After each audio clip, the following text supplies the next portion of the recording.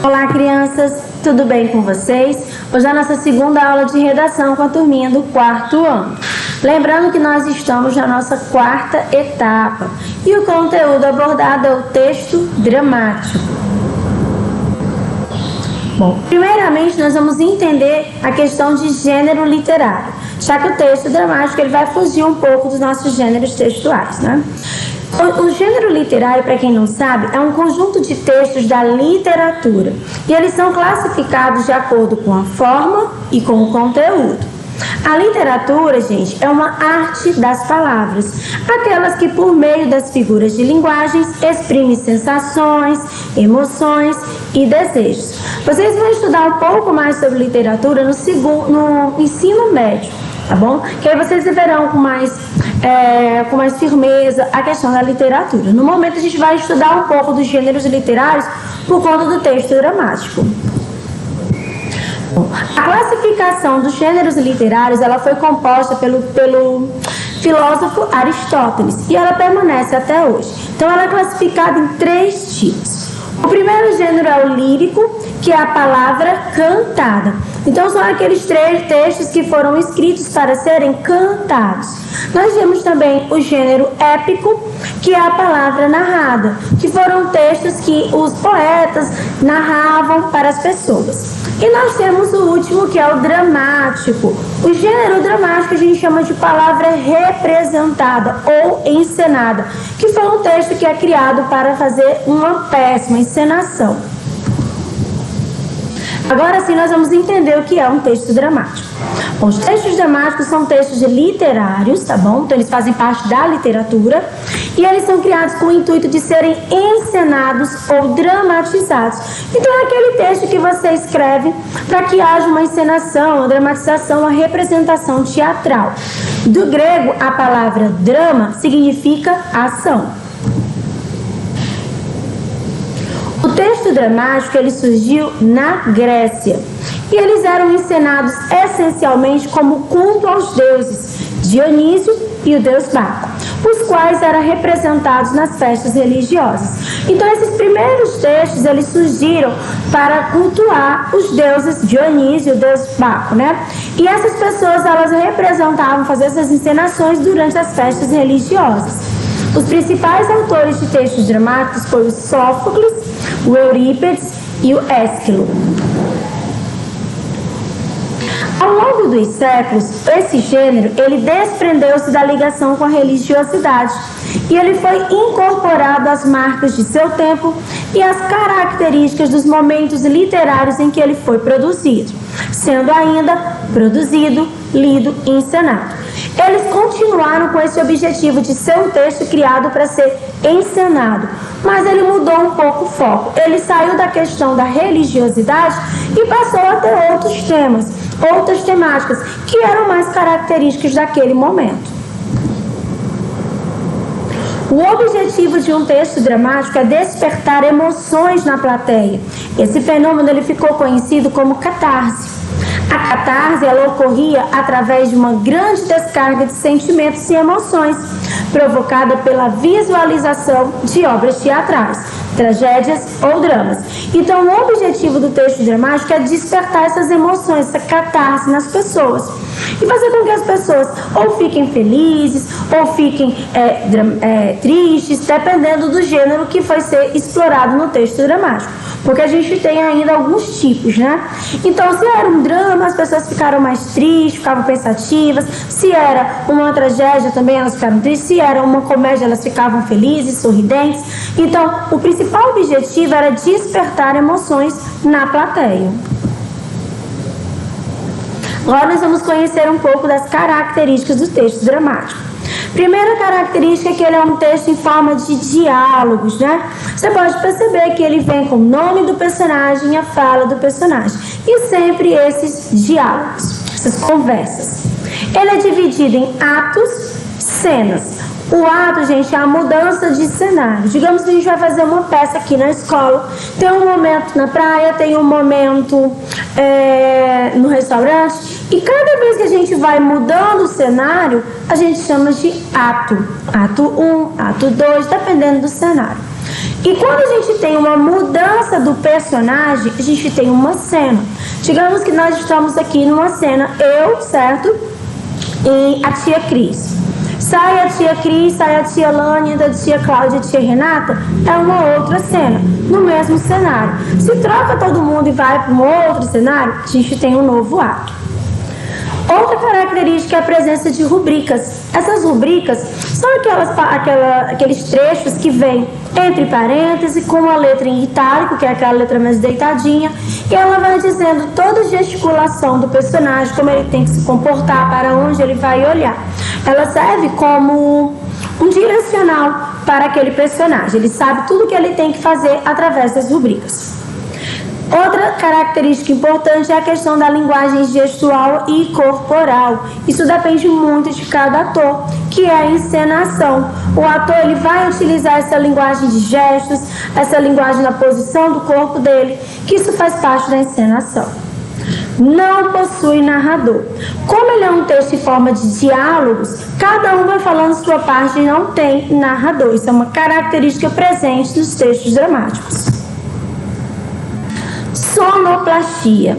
A sonoplastia são aqueles barulhos, ruídos que acontecem durante uma peça de teatro, uma encenação.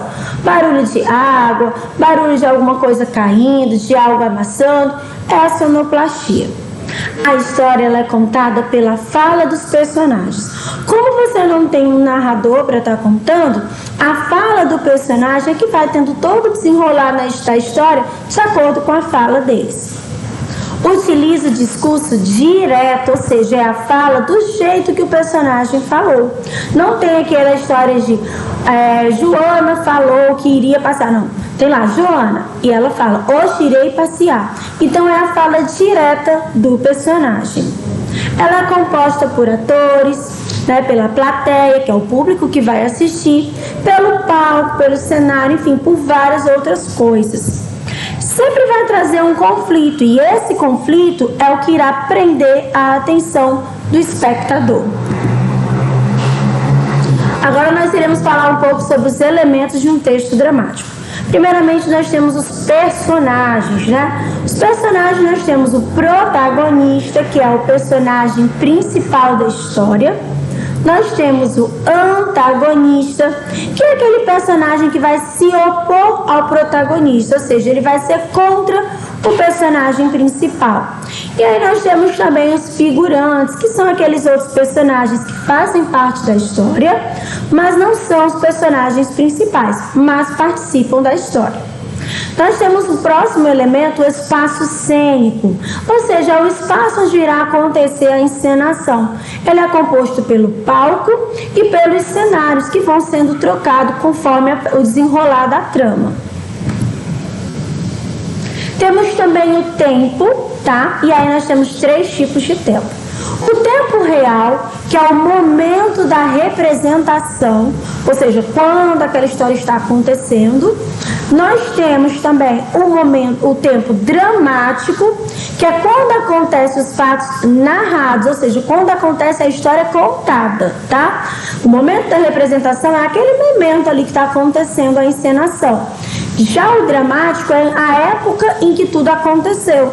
Se foi há muitos anos atrás, é no ano de 1920, quando o fato está sendo contado. E nós temos o tempo de escrita, que é quando essa obra ela foi escrita, produzida pelo seu autor. Nesse texto, gente, a estrutura desse texto ela é um pouquinho diferente.